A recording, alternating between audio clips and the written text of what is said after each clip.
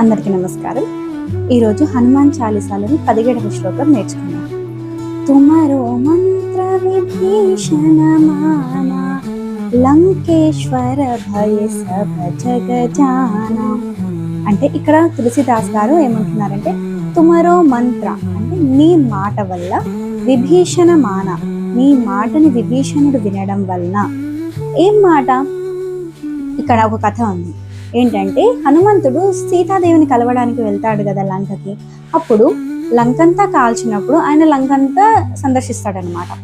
అప్పుడు ఒక రాజనివాసం ముందు తులసి కోటను చూస్తాడు. అప్పుడు ఆయన ఆశ్చర్యపోతాడు.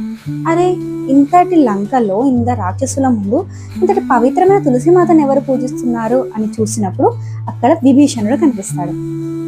అసలు ఏంటంటే, విభీషణుడు శ్రీ మహావిష్ణు భక్తుడు. రావణుడు శివుడి భక్తుడేలాగో విభీషణుడు శ్రీ మహావిష్ణు భక్తుడు అనమాట.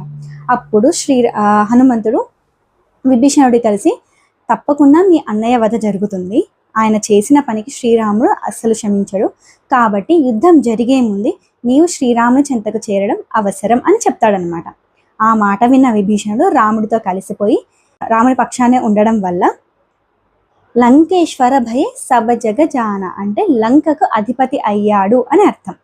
దానివల్ల రావణుడిని శ్రీరాముడు సంహరించాక లంకకు రాజు ఉండాలి కదా, అప్పుడు విభీషణుడిని రాజుగా చేశారు.